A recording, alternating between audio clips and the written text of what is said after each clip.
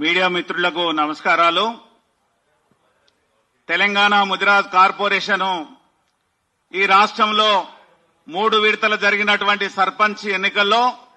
ఘన విజయం సాధించినటువంటి సర్పంచులందరికీ సన్మాన కార్యక్రమం ఈ నెల 30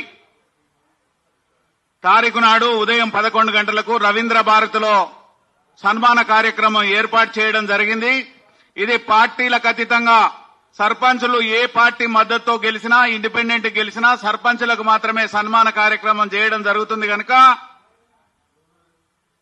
గెలిచినటువంటి అభ్యర్థులంతా కూడా హైదరాబాద్ కు తరలి వచ్చి రవీంద్ర భారతిలో తెలంగాణ ముదిరాజ్ కార్పొరేషన్ ఏర్పాటు చేసే ఈ కార్యక్రమాన్ని విజయవంతం చేయవలసిందిగా కోరుతూ, ఈ కార్యక్రమానికి వివిధ రాజకీయ పార్టీలు, వివిధ స్థాయిలో ఉన్న మా ప్రజాప్రతినిధులు, మా మంత్రి వాకిట్ సిఆర్ గారు, మల్కాజ్గిరి ఎంపీ ఈటల రాజేందర్ ముదిరాజ్ గారు, శాసనసభ ఉపసభాపతి బండ ప్రకాష్ ముదిరాజ్ గారు, నీలం మధు ముదిరాజుతో పాటు మా ఐఏఎస్ ఐపీఎస్ రిటైర్డ్ ఆఫీసర్స్, తర్వాత రిటైర్డ్ ఉద్యోగులు, వివిధ సంఘాల